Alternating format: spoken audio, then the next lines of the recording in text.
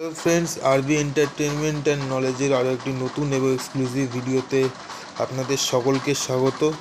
তো এই ভিডিওতে আমরা গুজরাট জায়ান্টসের সিজন রিভিউ করব। প্রো কাবাডি সিজন 12-এ গুজরাট জায়ান্টস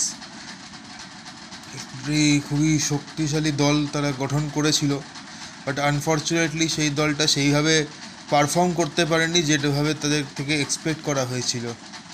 বিশেষ করে অকশানে মোহাম্মদ রেজা সাদলুর মতো একজন খুব পাওয়ারফুল প্লেয়ার নেওয়ার পরেও যে পারফরমেন্সটা তাদের ডিফেন্সের কাছ থেকে বিশেষ করে আশা করা গেছিলো সেইভাবে তারা একেবারেই সফল হতে পারেনি। তো গুজরাট জায়ান্টসের এবারের কিছু স্ট্যাটস আপনাদের সামনে আমি রাখবো, তো সেটাতেই আমরা বুঝতে পারবো যে গুজরাট জায়ান্টস এই সিজনের টোটাল কীরকম পারফরমেন্স ডেলিভার করেছে। গুজরাট জায়ান্টস এই টোটাল সিজনে 577 পয়েন্ট স্কোর করেছে, যেটা একদম সবথেকে খারাপ পয়েন্ট। কনসিড করেছে 662 পয়েন্ট, যেটা শেষের দিক থেকে তিন নম্বর, তাদের 10th র্যাঙ্ক এই ক্ষেত্রে। অ্যাভারেজ পয়েন্ট তারা স্কোর করেছে 32.06, সবথেকে খারাপ। সাকসেসফুল রেডসের যদি আমরা কথা বলি, 247টা মাত্র সাকসেসফুল রেড তারা করতে পেরেছে, যেটা 12টা টিমের মধ্যে সবথেকে খারাপ। তারা মোটে 319 রেড পয়েন্ট তারা সংগ্রহ করতে পেরেছে, যেটাও 12টা দলের মধ্যে সবথেকে খারাপ। অ্যাভারেজ রেড পয়েন্টের আমরা যদি কথা বলি তাহলে 17.72, এটা হচ্ছে তাদের রেডিং অ্যাভারেজ, যেটা 12টা দলের মধ্যে সবথেকে খারাপ। ডিফেন্সিভলি আমরা যদি কথা বলি, সাকসেসফুল ট্যাকেলস মাত্র 170টা, যেটা এক্ষেত্রে তাদের rank 10th। Successful tackle point আমরা যদি টোটাল, সেটা 191, 9th নম্বর তাদের এক্ষেত্রে র্যাঙ্ক। অ্যাভারেজ ট্যাকেল পয়েন্ট 10.61, এক্ষেত্রে তারা 7 নম্বর র্যাঙ্কে রয়েছে এই লিস্টে। টিমের ডিওডি সুপার ট্যাকেলের ক্ষেত্রে টিম ভালো করেছে, 23টা সুপার ট্যাকেল তারা করেছে।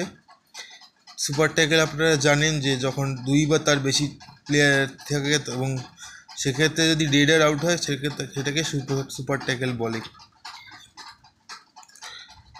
ডিওডি পারফরমেন্সও গুজরাট জায়ান্টসের এবার যথেষ্ট ভালো, 53 পয়েন্ট তারা ডু অর ডাই কন্ডিশনে স্কোর করেছে, 5th নম্বর র্যাঙ্ক তাদের।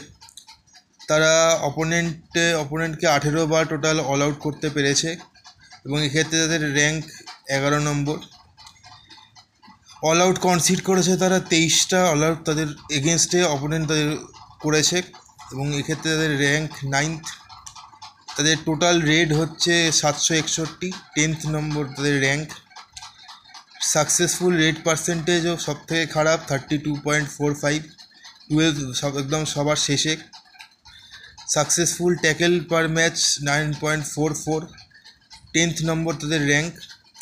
সাকসেসফুল ট্যাকেল পার্সেন্টেজ 39.71, 7 নম্বর তাদের র্যাঙ্ক। এবং সুপার 10 রেডের যদি আমরা কথা বলি, এই সিজনে মাত্র 5টি সুপার রেড তারা করতে পেরেছে, 6th নম্বর তাদের র্যাঙ্ক। বেস্ট রেডারের যদি আমরা কথা বলি এই টিমে, তাহলে এইচএস রাকেশ সবথেকে বেশি পয়েন্ট স্কোর করেছে, 16 ম্যাচে 114 রেড পয়েন্ট। এবং বেস্ট ডিফেন্ডারের আমরা যদি কথা বলি, সেটা হচ্ছে মোহাম্মদ রেজা সাদলু, 37 ট্যাকেল পয়েন্টস। তো এটা আমরা পরিষ্কার দেখতে পেলাম যে টিমের রেডিং ডিপার্টমেন্ট এই বছর একদমই ভালো করতে পারেনি। এইচএস রাকেশ, যিনি সবথেকে বেশি পয়েন্ট স্কোর করেছেন, তার 7-এর একটু ওপরে অ্যাভারেজ, যিনি এই টিমের স্ট্রাইক রেডার। তো এটা একটা স্ট্রাইক রেডারের থেকে কখনোই এক্সপেক্টেড পারফরমেন্স নয়।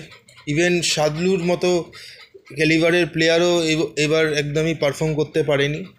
তো এদের নেক্সট সিজনে যেটা মেন স্ট্র্যাটেজি আমার মতে হওয়া উচিত, একটা স্ট্রাইক রেডার লাগবে আর একজন ভালো ক্যাপ্টেন লাগবে টিমের। সেক্ষেত্রে পাওয়ান সেহরাওয়াতের মতো অপশানে হয়তো আসবে, তাদেরকে পাওয়ান সেহরাওয়াতকে এই টিমটা টার্গেট করতে পারে। আর একজন সেক্ষেত্রে একটা স্ট্রাইক রেডারও গুজরাট জায়ান্টস পেয়ে যেতে পারে। আদারওয়াইজ সাদলুর সঙ্গে লেফট কর্নারে আরেকজন লাকি শর্মা এই সিজনে একদমই প্রভাবিত করতে পারেনি রাইট কর্নারে। সো একজন প্রপার ভালো রাইট কর্নারও এই টিমটার লাগবে। তো এই ছিল গুজরাট জায়ান্টসের অ্যানালিসিস। আপনাদের কেমন লাগলো এই অ্যানালিসিস আমাকে কমেন্ট করে অবশ্যই জানাবেন। ভালো লাগলে শেয়ার করবেন। চ্যানেলে নতুন হলে চ্যানেলটাকে সাবস্ক্রাইব করতে ভুলবেন না। আবার এরকম নতুন এবং এক্সক্লুসিভ ভিডিওতে আপনাদের সকলের সঙ্গে দেখা হবে।